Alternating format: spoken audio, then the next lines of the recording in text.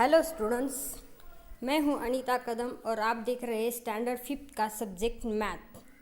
हमने problem set 11 तक last video में देखा था और अब हम आगे जो वर्ड प्रॉब्लम दिया गया है वहाँ से देखेंगे।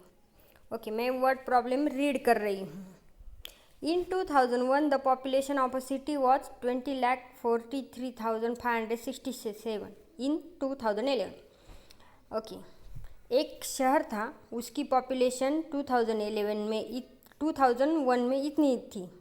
इन 2011 इट वॉज 28,09,878 और 2011 में इतनी बढ़ गई। तो वो कितनी बढ़ी, 2001 से 2011 तक कितनी बढ़ी? तो हम क्या करेंगे, जो 11 की पॉपुलेशन है 2011 की, उसमें से 2001 की पॉपुलेशन को माइनस करेंगे। ओके, यहाँ पे सब्ट्रैक्शन दी गई है।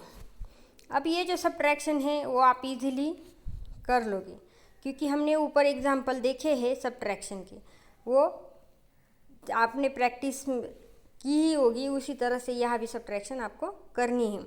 The population grew by 6,66,311। तो वो पॉपुलेशन है जो उस सिटी की 2011 में 2001 से इतनी बड़ी हुई है। ओके, प्रॉब्लम सेट 12 जो है वो वर्ड प्रॉब्लम का ही है। सारे वर्ड प्रॉब्लम दिए गए आपको, वो वर्ड प्रॉब्लम अच्छे से पढ़ने हैं, रीड करने हैं, समझ लेने हैं, बाद में सब्ट्रैक्शन करनी है। और एग्जाम्पल 5 दिए गए हैं प्रॉब्लम सेट 12 में। ओके, 5th नंबर का जो एग्जाम्पल है वो मैं रीड कर रही हूँ। Use the numbers 23,849 and 27,056 to make subtraction problem, solve the problem.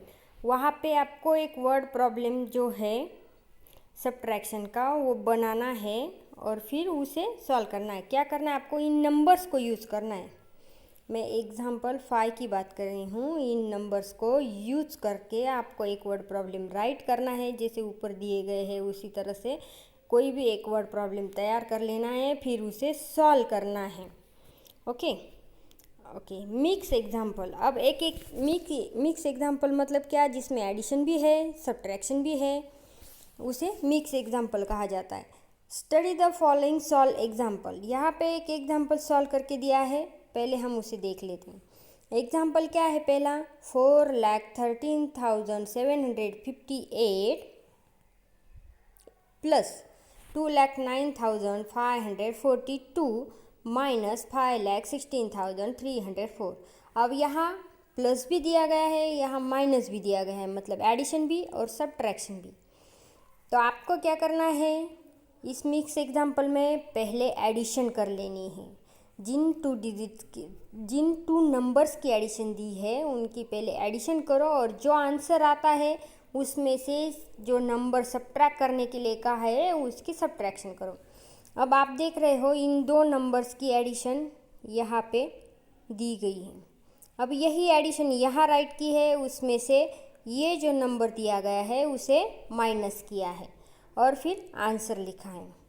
वैसे ही सेकंड एग्जाम्पल है, आप देख सकते हो सेकंड एग्जाम्पल है यहाँ पे 3,45,678 माइनस 1,62,054 प्लस 6,127।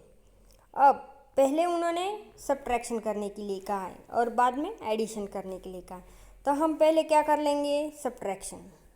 अब जो सब्ट्रैक्शन दी गई है वो यहाँ पे दी गई है, आप देख सकते हो इस नंबर से इस नंबर को सब्ट्रैक्ट किया गया, ये आंसर आया। फिर इस आंसर में इस नंबर को ऐड किया गया, इस आंसर में ये नंबर ऐड किया गया और फिर ये आंसर, टोटल आंसर यहाँ पे राइट किया है। ओके, जो पहले दिया गया है मतलब एडिशन दी गई हो तो पहले आप एडिशन सॉल्व कर लो, अगर पहले सब्ट्रैक्शन दी गई हो तो फिर सब्ट्रैक्शन सॉल्व कर लो और बाद में फिर एडिशन कर लेना। ओके, तो आप प्रॉब्लम सेट 12 कंप्लीट कर लोगे और मिक्स एग्जाम्पल है जो है वो आपने देखा है। ओके, अब in this examples both operations addition and subtraction जो हमने अभी एग्जाम्पल मिक्स एग्जाम्पल देखा उसमें दोनों ऑपरेशन करने के लिए कहा है, एडिशन का भी और सब्ट्रैक्शन का भी। How to be done, they are done in the order in which they are given. जिस ऑर्डर से दिए गए हैं उसी ऑर्डर से हमें सॉल्व करना है। In actual cases we need to consider the specific problem to decide which operation must be done first. In actual cases, we need to consider to specify specific problem to decide which operation must be done first. कुछ ऐसे example होते हैं जिसमें हमें तय करना पड़ता है कि कौन सा ऑपरेशन पहले कर ले, पहले एडिशन कर ले कि पहले सब्ट्रैक्शन कर ले, ये हमें तय करना पड़ता है। यहाँ एक एग्जाम्पल दिया गया है, मैं उसे रीड कर रही हूँ। The total amount spent on a building a certain house was 87,14,530.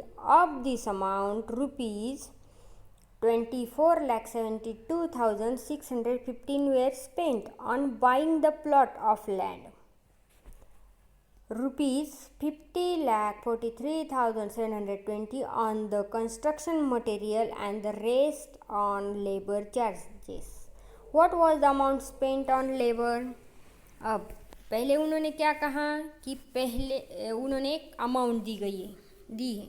कितनी अमाउंट थी? 87,14,530 ये दी थी टोटल अमाउंट। उसमें से जैसे इतने पैसे हमारे पास है और हमने इन पैसे में से कुछ पैसे देकर प्लॉट लिया है। कितने रुपए देकर? इतने रुपए देकर हमने प्लॉट लिया है।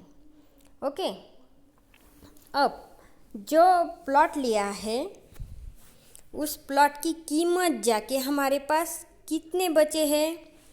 62,41,915। अब उसमें से भी हमें मटेरियल के लिए देना है, तो मटेरियल के लिए हमें कितना देना है? यहाँ पे दिया गया है 50,43,720, इतना मटेरियल के लिए देना है। फिर हमारे पास कितना बचा? 11,98,195। तो जो बचे हुए हैं वो हम किस पे स्पेंड करने वाले हैं? लेबर पे। तो पहले हमें क्या करना पड़ेगा? पहले हमें टोटल अमाउंट कितनी है, फिर उसमें से हमने प्लॉट को कितना खर्च किया और हमारे पास कितना बचा है, फिर बचे हुए में से फिर हमने मटेरियल के लिए कितना खर्चा किया, फिर जो बच गया उसमें से हम लेबर पे कुछ खर्च करेंगे। ये एक मेथड है। ओके, ये एक मेथड में से है और दूसरी मेथड यहाँ दी गई है। अब दूसरी मेथड में क्या किया? जो खर्चा था उसको ऐड किया गया, उसकी एडिशन की गई। जैसे प्लॉट की कीमत, मटेरियल की कीमत टोटल ऐड की गई, वो आ गई 75,16,335। अब इतनी कीमत हमें खर्चनी थी, इतने रुपए हमें खर्चने थे, पर हमारे पास कितने पैसे थे? ये वाले पैसे हमारे पास थे 87,14,530। इसमें से हमने टोटल इतने खर्च कर दिए, तो इतने जो बचे हैं वो हम लेबर पे खर्च करने वाले हैं। ये भी दूसरी मेथड है। अब पहली मेथड में आपने सिर्फ सब्ट्रैक्शन देखी, जो टोटल थी उसमें से हम खर्चा करते गए, फिर बच गए कितने, फिर उसमें से फिर जो खर्च किए वो माइनस किए, फिर बच गए कितने, ऐसे हमने देखा। और दूसरी मेथड में जो खर्चा हुआ है उस खर्चे को टोटल किया गया है ऐड करके, और हमारा जो अमाउंट था उसमें से वो टोटल खर्चा माइनस कर दिया और जितने बच गए वो यहाँ पे राइट किए हुए हैं। अब यहाँ वेरीफाई आवर आंसर, हमारा आंसर सही है कि नहीं वो हमें अब वेरीफाई करना है। हम कैसे वेरीफाई करेंगे? अब जो टोटल खर्चा हुआ है, प्लॉट का है, मटेरियल का है और लेबर को जो स्पेंड किया हुआ करना है हम, वो सब हम ऐड करेंगे और टोटल जो हमारे पास रकम थी या फिर जो अमाउंट थी वो टोटल आती है कि नहीं, ये देखने के लिए हम तीनों खर्चों को ऐड कर लेंगे। जो लेबर का है, मटेरियल का है, प्लॉट का है, उन तीनों खर्चों को ऐड करके जो हमारा पहला वाला अमाउंट था वो आता है कि नहीं, ये यहाँ पे देखा गया है, मतलब हमारा आंसर सही है। अब यहाँ लिखा गया है the sum total of all amount spent. Okay, spend tallies with the given total cost.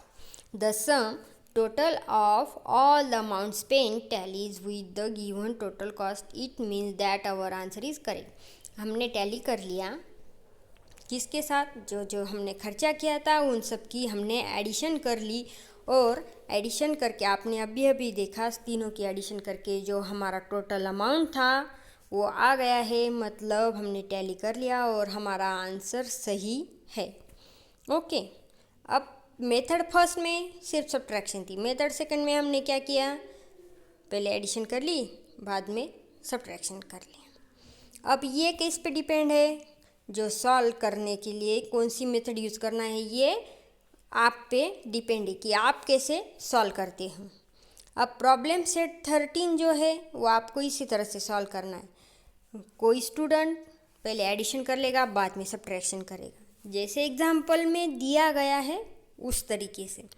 अगर और खर्चे दिए गए हैं तो आप टोटल अमाउंट में से माइनस करते जाओ, और अगर आपने चाहा तो सारे खर्चों की टोटल कर लो और जो हमारे पास अमाउंट थी उसमें से जो सारे खर्चे माइनस कर दो और बचेंगे हमारे पास रकम, बचे हुए पैसे। ये इस तरह से हर एक एग्जाम्पल में सोचकर क्या पूछा गया है, क्या कहा गया है, ये सब देखकर हमें सारे एग्जाम्पल सॉल्व करना है। और जो प्रॉब्लम सेट 13 में एग्जाम्पल दिए गए हैं वो सारे वर्ड प्रॉब्लम है, और वर्ड प्रॉब्लम को अच्छे से पढ़ के फिर आपको सॉल्व करना है। Okay, problem set 13 is complete. Next video में हम देखेंगे हमारा नेक्स्ट चैप्टर। ओके, बाय बच्चों।